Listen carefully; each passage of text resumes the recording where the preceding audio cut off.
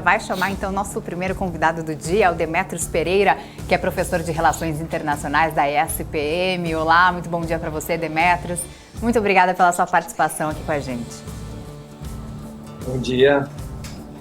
Bom dia, seja bem-vindo.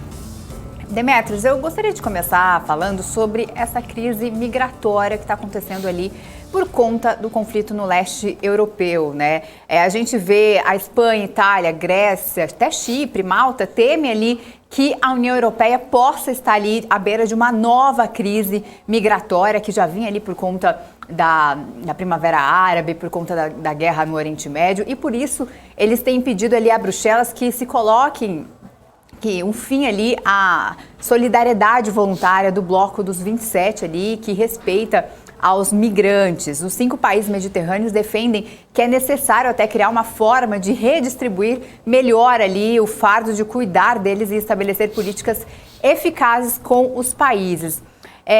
Eu queria entender, na sua visão, como é que essa crise migratória pode se dar, lembrando que esse é um dos assuntos também ali da Cúpula das Américas, em que vai acontecer o encontro de vários países, inclusive, né, o presidente Jair Bolsonaro vai até lá também falar, não exatamente sobre essa crise migratória, mas será um dos pontos também que os Estados Unidos pretendem tratar, principalmente com o México, né, ali que faz fronteira com os Estados Unidos, tem esse problema de crise de migração também.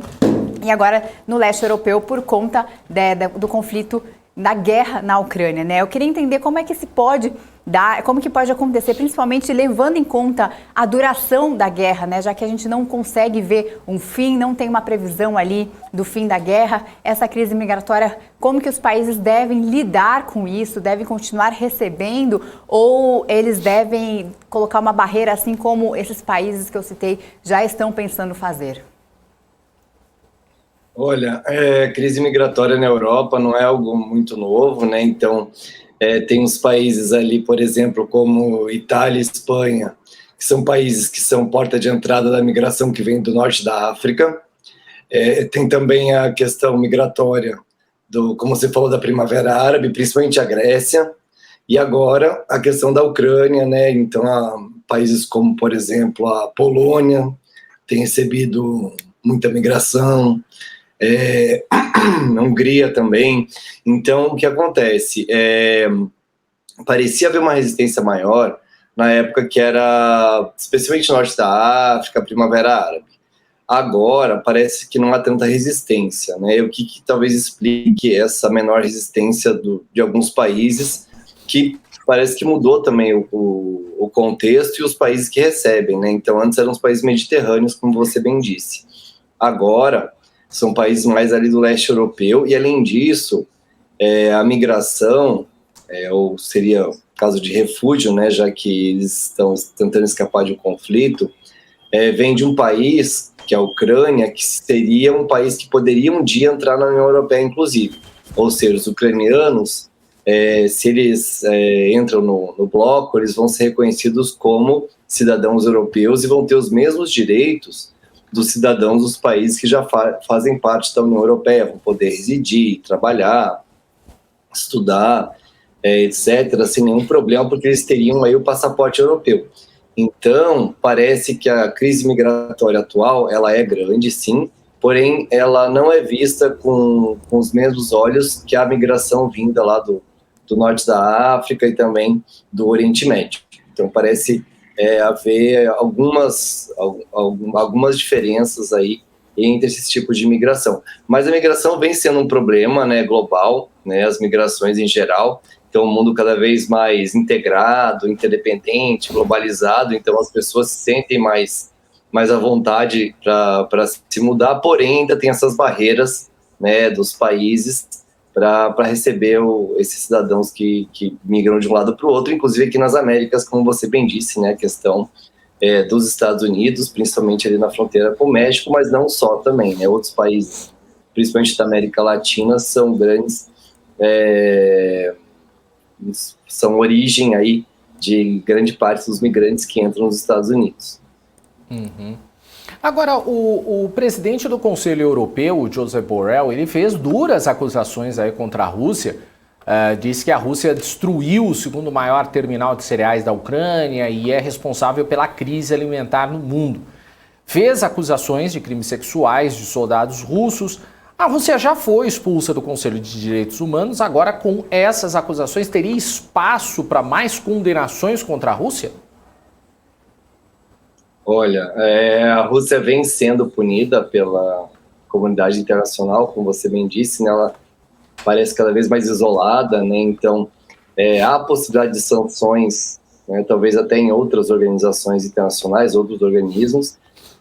A gente sabe que sancionar um país como a Rússia não é algo fácil, né? Já que ela detém alguns privilégios em algumas organizações, como a própria ONU, né? Ela é membro, por exemplo, permanente do Conselho de Segurança da ONU. Então, dali ela não pode, né, ser expulsa ou suspensa, mas ela recebeu suspensões já, como você bem disse, não só do Conselho de Direitos Humanos, mas a do próprio G8, que não existe mais, agora virou G7, e ela pode ser punida em outras instâncias também, né? Então, há discussões em outros fóruns para que ela não seja mais convidada. Então, Fórum Econômico Mundial, o próprio G20 já há discussões para uma tentativa de isolamento da Rússia, o que é difícil por conta da China, que tem alguma resistência, por exemplo, mas outras punições são possíveis. Mas a gente sabe, né, que o sistema internacional ele é anárquico, ou seja, os países são soberanos e não existe um governo global. Então, a capacidade de punição da sociedade internacional é bastante limitada, né? Uhum. Teve a questão, né, que repercutiu bastante ontem, que supostamente teria um brasileiro que morreu ali no combate, né, na Ucrânia. Seria o André Hack-Barry, de 43 anos, né, a suposta morte de um combatente brasileiro na guerra contra a Rússia. Essas informações ainda não foram confirmadas, mas ele teria sido morto, então, num confronto contra russos em Severodonetsk, principal campo de batalha no leste do país, onde as batalhas estão mais intensas neste momento. Eu queria entender que muda algum cenário ter um brasileiro morto entre as relações Brasil e Rússia. Esses estrangeiros que estão lutando aí lá em território ucraniano, o que representa, né, esses estrangeiros que morrem ali em território ucraniano em relação a outros países? Eles foram ali, na maioria deles, voluntariamente, né, lutar por conta da lei marcial, inclusive, né, os estrangeiros não eram obrigados a lutar, mas muitos foram de forma voluntária. Mas a gente vê, por exemplo, os russos vão receber ali indenizações, os familiares vão receber grandes indenizações, como afirmou inclusive o presidente russo Vladimir Putin. Agora, como é que ficariam os estrangeiros, por exemplo, um brasileiro que luta e acaba perdendo a vida? Olha, em princípio, as relações diplomáticas entre o Brasil e a Rússia não mudam, né? Ou seja, ou o Brasil e a Ucrânia também não. Ou seja, ele foi lá de forma voluntária, né? Se alistou para o exército, lá lutando. E isso pode acontecer com mais cidadãos que desejam lutar.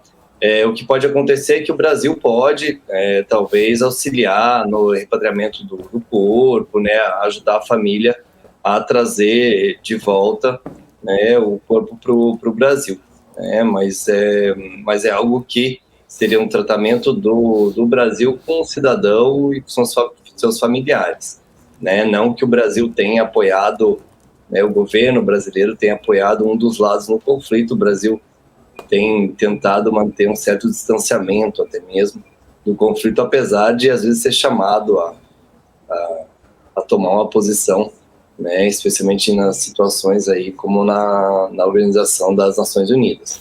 Mas não há aí um envolvimento direto do Brasil no conflito. Uhum.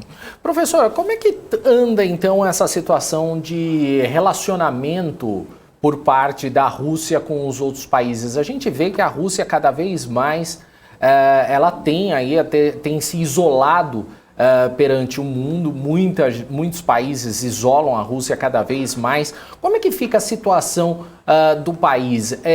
Vai ter uma consequência grave? Eles vão sentir isso ou já estão sentindo na pele o isolamento por parte da maioria dos países?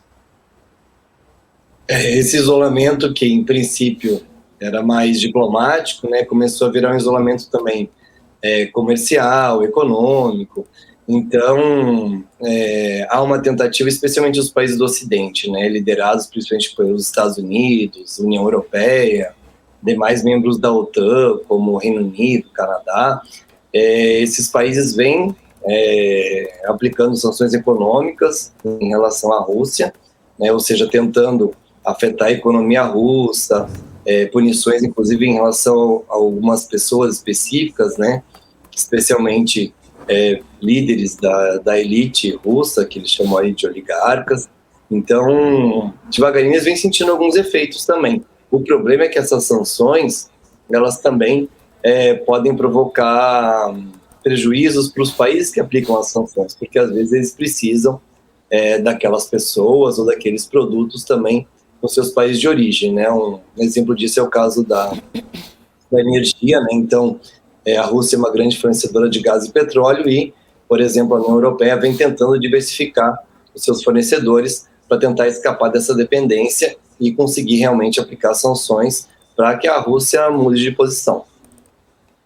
Professor, uma outra questão que tem repercutido bastante hoje é a questão que os Estados Unidos liberaram a venda de petróleo venezuelano para a Europa.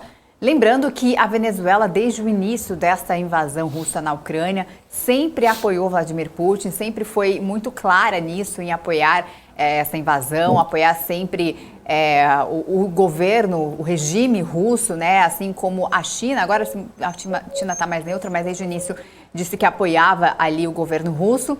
E agora os Estados Unidos libera a venda de petróleo justamente venezuelano para a Europa, né? Que é o petróleo que vem, né? O petróleo que eles vão utilizar é justamente de um país que é aliado da Rússia. Eu queria que você fizesse uma análise dessa situação.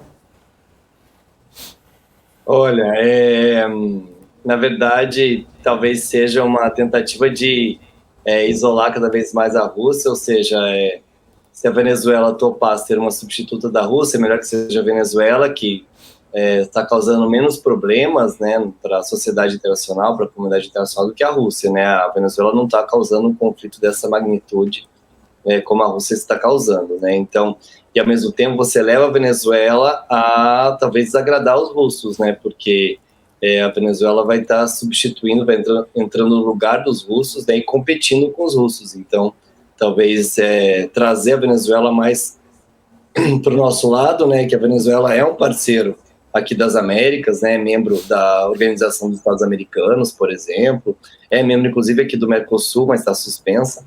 Então, né, a Venezuela seria um substituto, digamos assim, dos males o menor, talvez. Dos males o menor, mas tanto que não foi nem convidada pela Cúpula das Américas, né, professor? Quer dizer, tem aquele bate e assopra, né? Sim, sim. No caso da Venezuela, o que acontece no âmbito da Organização dos Estados Americanos, o governo reconhecido é o governo do Juan Guaidó, não é mais o do Maduro. Então tem mais essa disputa, né? Venezuela tem 2 governos reconhecidos pelo mundo, né? Então, em alguns lugares é o governo do Guaidó e em alguns do Maduro. Então tem esse problema já em relação à Organização dos Estados Americanos. Já na ONU é o governo Maduro, por exemplo. Então, existe essa discussão em relação à Venezuela. Então, o mundo não está muito fácil de entender, né? E a Venezuela é mais um complicador aí. Desculpa a Isa, só complementando essa questão, é mais fácil para os Estados Unidos aceitar a Venezuela do que a Rússia?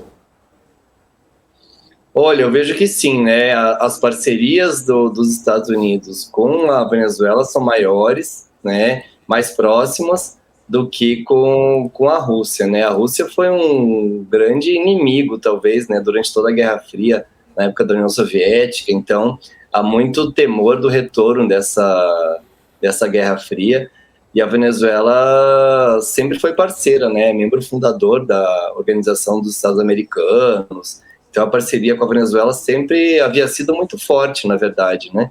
Desde ali dos anos 40, em que os Estados Unidos estabeleceu ali, né, o início da Guerra Fria, a Venezuela se colocou já do lado dos Estados Unidos e contra a União Soviética naquela época, né? Agora que começou a complicar um pouco a situação. Então, o histórico realmente de parceria é bastante grande.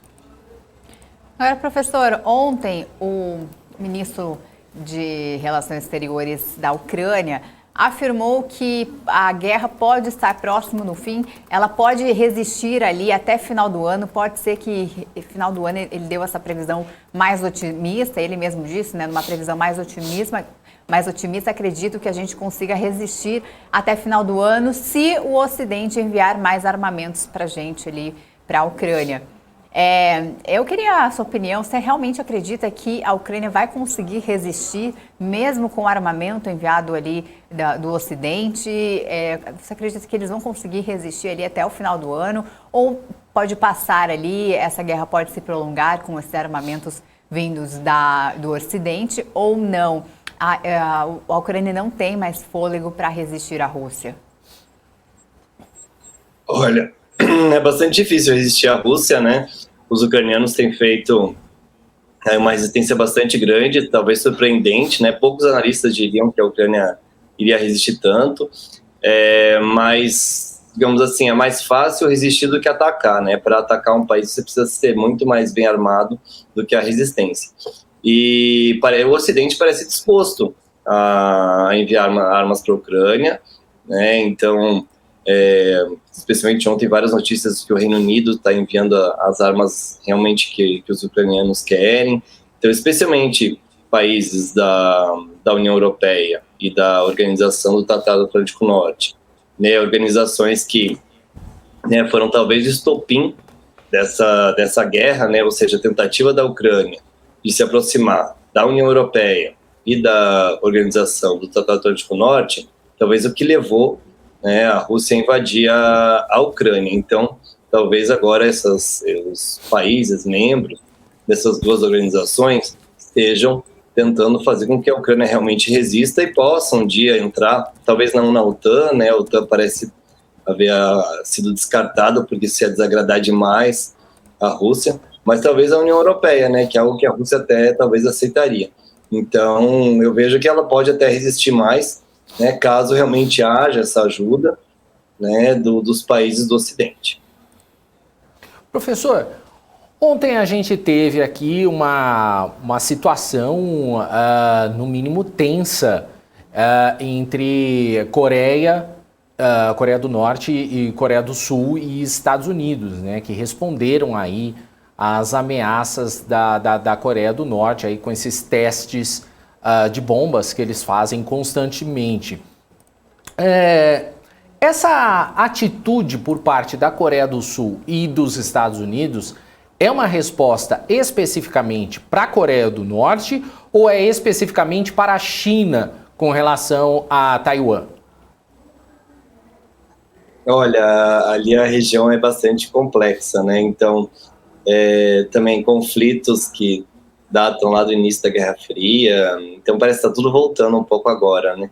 E assim, talvez seja uma resposta, sim, para a Coreia do Norte, né? Em certo sentido, já que a Coreia do Norte foi também algumas vezes isolada pela comunidade internacional, então recebeu sanções, principalmente quando ela tentou sair do Tratado de Não Proliferação Nuclear, ou seja, a Coreia do Norte tinha prometido que não ia fabricar armas nucleares. Assinou o tratado, ratificou, e depois resolveu sair desse tratado.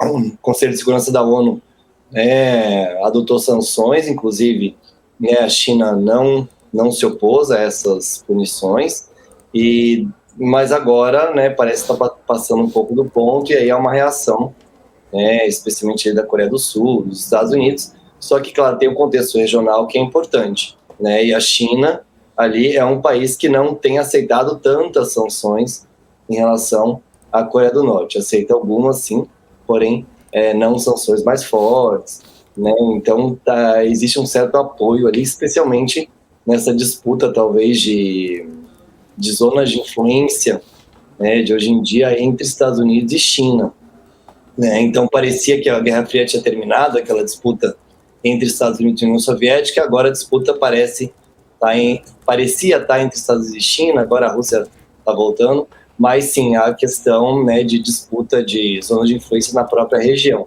Então, ao mesmo tempo que há uma resposta, né, à Coreia do Norte, dá para interpretar como uma resposta também à China em relação a Taiwan, que a China classifica aí como uma província rebelde, né, mas que há essa disputa também entre governos, né, então por muitos anos até o governo de Taiwan que representou a China na Organização das Nações Unidas, lá na ONU, até os anos 70, por exemplo.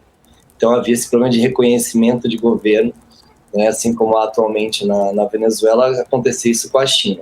Então esse é um problema também recorrente, não é um problema novo, mas que acaba vindo à tona quando ocorrem esses conflitos aí na região. Mas, professor, você acredita que essa situação da Ucrânia com a Rússia serviu de exemplo e até de alerta para a China? A Ucrânia conseguindo resistir por tanto tempo, né? Algo inesperado ali para a Rússia. Você acredita que os chineses ficaram um pouco mais temerosos ali em relação a essa possível invasão em Taiwan, né, podendo resistir e vendo que o Ocidente está enviando muita ajuda ali à Ucrânia, e isso também pode acontecer caso essa invasão ali em Taiwan aconteça? Você acredita que há um temor a partir dessa situação agora para a China?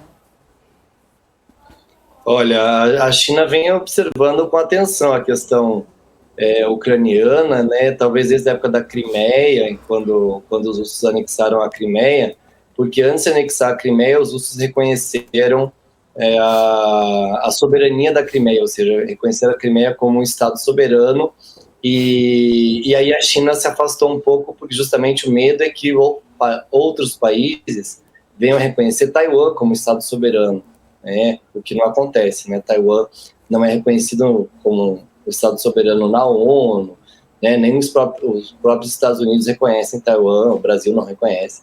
Então, havia esse receio. Então, primeiro, a situação gera um certo desconforto, né, para a China, até mesmo na sua relação com a Rússia, né? Mas, por outro lado, como você bem observou, também há essa possibilidade de, se a China resolver realmente, na prática, invadir Taiwan, pode haver uma resistência de Taiwan com apoio, né, talvez indireto, das potências ocidentais, como tem acontecido na Ucrânia, né? Não é que o exército americano foi lá na Ucrânia e está realmente agindo contra as tropas russas, mas esse apoio indireto, envio de armas, etc., essa ajuda realmente pode acontecer, e uma resistência pode ser maior do que a esperada, né? Os ucranianos estão resistindo bem mais do que era esperado, né? Se esperava que a invasão russa fosse durar pouco tempo, e está durando muito mais tempo do que se esperava. Então, talvez a China pense duas vezes antes de tomar uma atitude mais dura contra Taiwan. Perfeito, então. Professor, muito obrigado pela participação aqui no Morning News. Grande abraço para você e até a próxima. Obrigado pelo convite. Abraço para vocês. Obrigada.